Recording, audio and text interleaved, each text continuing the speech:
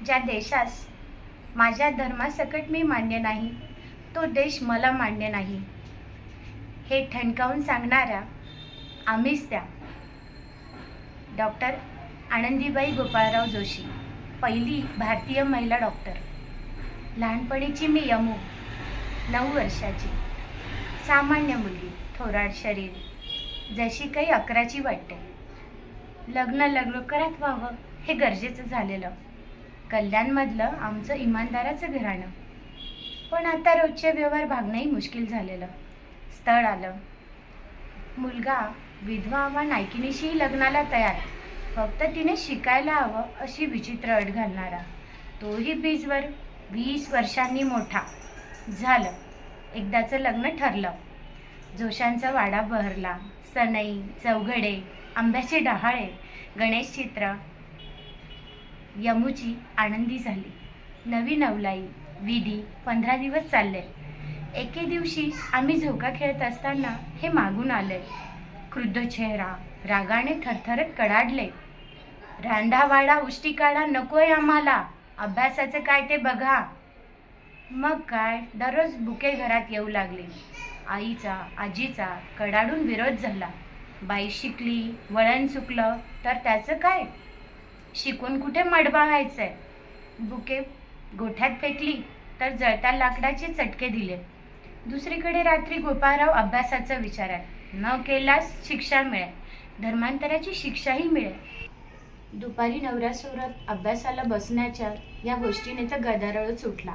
इथं माझा अभ्यास शक्य नाही हे यांनी जाणलं आणि अलिबागेच बिराड केलं. काही दिवसातच बाबाही गेले. त्यांच्या जाण्याने आमचा वाडा उघडा पडला. मग पुन्हा काही दिवसांनी वाचन सुरू झालं. वाटा वाटा वाटा ग, चालीन तितक्या वाटा ग, माथी छाया पायी ऊन, प्रवास माझा उफराटा ग. अशी माझी अभ्यासाची वाटचाल सुरू झाली. मोठी पुस्तकं कंटाळवाणी वाटू लागली.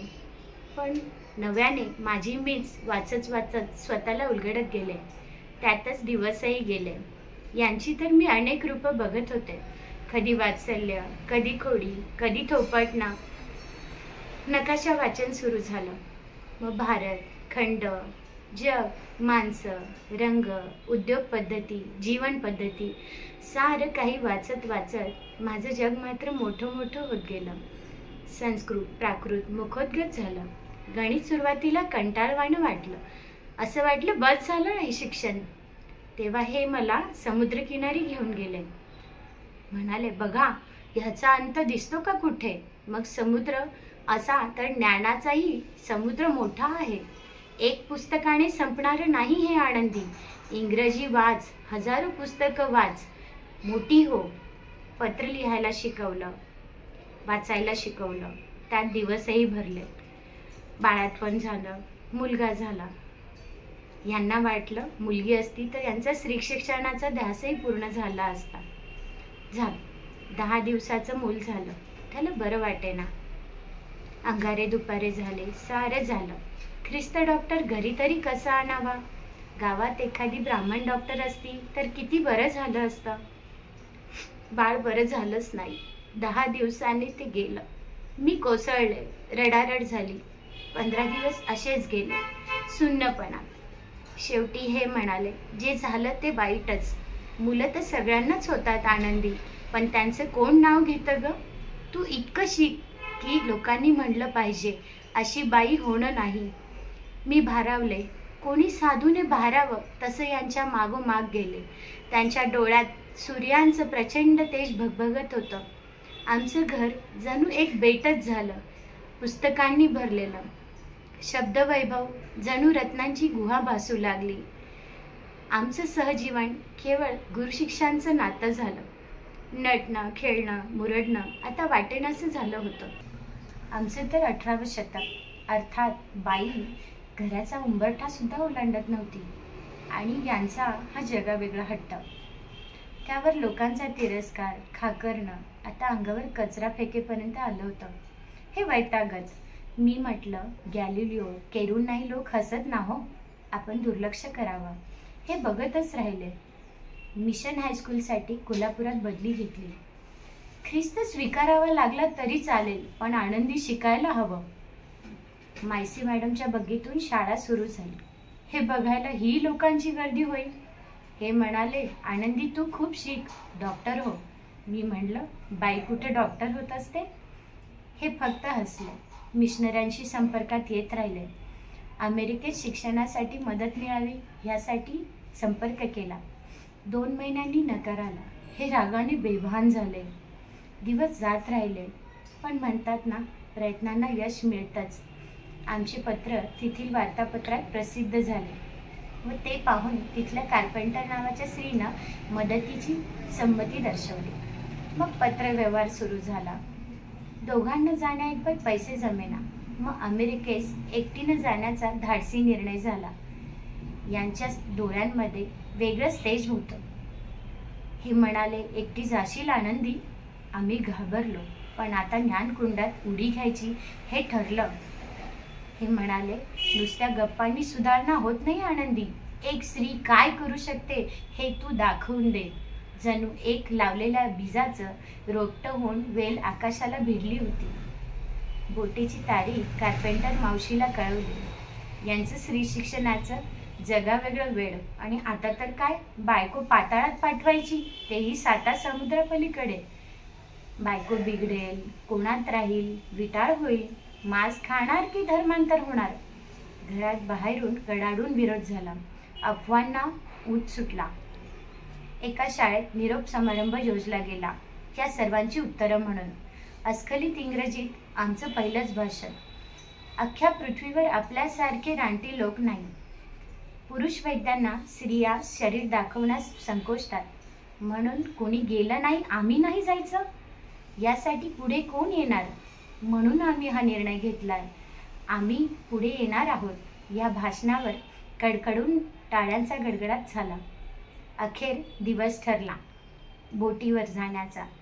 गोऱ्या अधिकाऱ्यांनी एखाद्या गलिच्छ जीवाणूकडे बघावं असं आमच्याकडे पाहिलं. त्यांच्या दृष्टीने हे जगावेगळंच. भारतीयांनी लाचार राहावं हीच त्यांची विचार. आम्ही सारेच एकाच बोटीवर असू नये, मी परक्यासारखे. हे म्हणाले, प्रकृतीला जग, हाड बाटू देऊ नकोस. बस, होडगं निघालं. दोघांचेही डोळे पाझरत होते.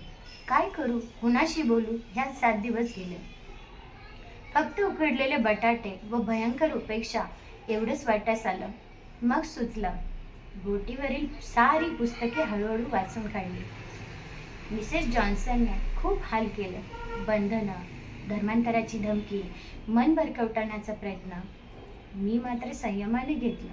शेवटी ती हतप्रभ झाली आणि अखेर एकदाची अमेरिका आली. जणू विश्वरूप दर्शन, अजस्र शहर, त्यात मी एकटी. उठत घोडाच आला. नशिबाने कार्पेंटर मावशी आली आणि अश्रू वर्षावात आमची भेट झाली. ही भारतीय, एक लांब कापड गुंडाळलेली, मोठे केस असलेली, टिकली लावलेली, चपळाईनं सारे काही करणारी, नथ घातलेली स्त्री म्हणजे त्या कार्पेंटर मावशीच्या मुलांना जादूईच वाटली. जेवण पद्धती सारे काही मी निरीक्षणाने शिकत होते. यांची पत्र येत होती. फिलाडेल्फियाला जाऊन मॅट्रिकची परीक्षा दिली, पास झाले. हिमवर्षावर टिकण्यासाठी गुजराती पद्धतीचं पातळ नेसू लागले. मावशीकडील आप्तेष्टांना भारतीय पद्धतीची मेजवानी केली. पदार्थ, ताट, रांगोळी, श्लोक, अत्तर, गुलाब देऊन तेथील लोक हिंदुस्थानी संस्कृती सोबत घेऊन गेल्या. अखेर कॉलेजचा दिवस ठरला. एक लहान खोली कॉलेजच्या जवळ भाड्याने घेतली. डीन सुस्वभावी होत्या. 9व्या वर्षी लग्न झालेली, पिढ्यानपिढ्या अज्ञान असलेली, अक्षर शत्रू असलेली स्त्री एवढा लांब 7 समुद्र पार करून विद्या शिकण्यासाठी येते याचं साऱ्यांनाच आश्चर्य वाटत होतं. मावशीनं खोली पाहिली. थंडीत विस्तव टिकणारा नव्हता. तिचं हृदय माझ्या काळजीने पिळवटून गेलं. मांस खाणं नाही, अंगभर कपडे नाही. ही मुलगी कशी टिकेल? पोटच्या मुलीप्रमाणे तिनं माया केली. दुर्कट खोली, हाडं भिडणारी थंडी, तुच्छ लेखणारी माणसं, सारं प्रतिकूल. दुसरी खोली बघायला गेल्यावर तिरस्काराची नजर भेटली. भारतीय चेटूक करतात हा त्यांचा समज. थंडी टोचत होती. जणू अनादी कालापासून मी अभ्यासच करत आहे असं वाटलं. जीव कुरतडे. कधी निनावी बिभत्स पत्र झोप उडवत असे. यांची काळजी वाटत असेल. पैसे भरूनही अगदी मोजकं अन्न मिळे. ब्रेड, बटाटे, लोणी रोज खाऊन जीव उबगला होता. अशक्तपणा, सारखा ताप येत होता. पत्रात जरा उशीर झाला की यांची खवचट पत्र येत असेल. कॉलेज, अभ्यास सुरू होतं. डिसेक्शनला ठेवलेल्या मृत मानवी शरीरांचं कुतूहल वाटत होतं. आबी एक भारतीय वंशाची चांगली मैत्रीण मिळाली होती. एके दिवशी ट्यूमर ऑपरेशनची केस होती. ते पाहताना हिंदुस्थानी पीडितांची आठवण होई. भारतीय संस्कृतातील प्रसूतीशास्त्रावर आम्ही लेखनही केलं. वर्गात पहिला नंबर कधी सोडला नाही. फायनल परीक्षा उत्तम पार पडली. फणफणता खोकला सुरू झाला. अंतरात्म्यानं जणू यमालाही परीक्षेसाठी रोखून धरलंय असं वाटलं. या दरम्यान आबीनं खूप सेवा केला. हिंदुस्थानी मुलगी इतकी हुशार असू शकते, गौरखाय मुलींना परीक्षेत हरवू शकते याचं तिला आश्चर्य वाटे. एके दिवशी यांचं पत्र आलं. हे शांघायपर्यंत येऊन पोचले होते. एकही पैसा हाती नाही. लोक त्रासाने वैतागलेले. पिवळा ताप, खाण्यापिण्याचे हाल, औषधांचा गुण येईना म्हणून कंटाळलेले. म्हणून अर्धा वाटी रॉकेल पिऊन धर्मशाळेत पडून होते 5-6 दिवस. पत्रात लिहिलं होतं, तुमच्या फक्त पास होण्याकडे चातकाप्रमाणे आमचं लक्ष लागून राहिलं आहे. तुमचं यश हिंदुस्थानाची मान उंचावेल. प्रॅक्टिकल होण्याआधी काही दिवस आम्ही मावशीकडे जाऊन राहिलो. यांनी भगवी वस्त्र धारण करून परदेशात राहून तेथीलच ख्रिस्त धर्म व स्त्रियांवर टीकास्त्र सोडल्याच्या बातम्या वृत्तपत्रात झळकत होत्या. कसंच वाटत होतं. मावशींनी मी पहिल्या वर्गात पास झाल्याची बातमी दिली व अग्निदिव्य सार्थकी लागलं. मी डॉक्टर आनंदी जोशी झाले. खरंच वाटेना, जणू हर्षवायू झाला. मी मावशीच्या गळ्यात पडून तिला श्रेय देत खूप रडले. हे अखेरीस आले. माझी रक्तहीन पांढरीपट दशा बघून घहिवरले. 2 भिन्न संस्कृतींच्या फटीत मी चांगली चेंगरली गेले होते. लहानपणी आईचा त्रास, मग यांचा अभ्यासवास, सुख ते कधी नाहीच. थंडीचा कडाका, खोकड्याची उबळ आणि हाडात मुरलेला ताप. भारतात गेल्यावर वैद्य महेंदळेंना दाखवू असं ठरलं. 11 मार्च पदवीदान समारंभाची तारीख ठरली. पंडिता रमाबाई खास हजर होत्या. पांढरं बनारसी नऊवार, मोहनमाळ, पाटल्या, हुड्या, नथ घालून मी तयार झाले. यांनीही धोतर, पारशी अंगरखा व कोशा घातला. अध्यक्ष बोलत होते, आजचा दिवस या कॉलेजच्या इतिहासात सुवर्ण अक्षरांनी लिहून ठेवायला हवा. आजपर्यंत एकही भारतीय स्त्री डॉक्टर नव्हती. मिसेस आनंदी जोशी यांनी पहिली भारतीय स्त्री डॉक्टर होण्याचा मान मिळवला आहे. आमच्या नावाचा उच्चार होताच प्रचंड टाळ्यांचा कडकडाटाने सभागृह दुमदुमून गेलं. लोक आम्हाकडे उभं राहून बघत होते. शेवटी पदवी करंडक अध्यक्षांनी आमच्या हाती दिला व समारंभ संपला. बातमीदारांनी प्रश्न विचारून भंडावलं. प्रतिष्ठितांची आमंत्रणं आले. यशाची बातमी हिंदुस्थानात झळकली. अभिनंदन पत्रांचा पाऊस पडला. सोबत आलेल्या रमाबाईंची मुलगी मनोरमा खूपच आजारी पडली. 8 दिवसात आम्ही तिला पूर्ण बरं केलं. ही आमची पहिली व यशस्वी केस. निरोपाची वेळ आली होती. आबीला कवटाळताना गळगळून आलं होतं. मावशीचे तर अश्रूच थांबेना. गहिवर दाटला. मुली, मैत्रिणी आल्या. काय आणि कसे हे भावबंध. 7 समुद्रापलीकडचे. न्यूयॉर्कहून बोट निघाली. प्रकृती मात्र खालावत चालली होती. बोटीतही तुच्छच वागणूक. स्वदेशी हवेचे आता वेध लागले होते. अखेर हिंदुस्थान नजरेच्या टप्प्यात आला व आम्ही भरून पावलो. तपश्चर्या, वनवास संपला होता. घरी लोकांची गर्दी जमली. स्वदेशी चाली, साधेपण, पोशाख तोच राखला याचं विशेष कौतुक झालं. कोल्हापूर इस्पितळात रुजू होण्याची आज्ञापत्रही आले. पैसे पूर्ण संपले होते. गव्हर्नर लेडी, टिळक आदींनी आर्थिक मदत केली व कौतुकही केलं. शरीरातून सोलून निघत होतं. मेहेंदळांनी उपचारात साफ नकार दिला. पाताळलोकी एकटं राहिलेल्या या अगोचर बाईचं जगून तरी काय उपयोग असं त्यांचं मत. कधी वाटलं अमेरिकेस गेलं. हाडाची काडं केली. शेवटी सदावर्तात जेवण्याचीच वेळ आली. इनामदाराची मुलगी मी, काय ही अवस्था. ढसाढसा रडले. देहाचा नुसता सापळा झाला होता. आमच्या गोपाळरावांचा स्वभाव तर अगदी पाऱ्यासारखा, कधीच हाती न येणारा, पण तेही मृदू झाले होते. वाईट वाटत होतं. हे कुणाला कधी कळलेच नाही. त्यांची चेष्टा अवहेलना झाली कायमच.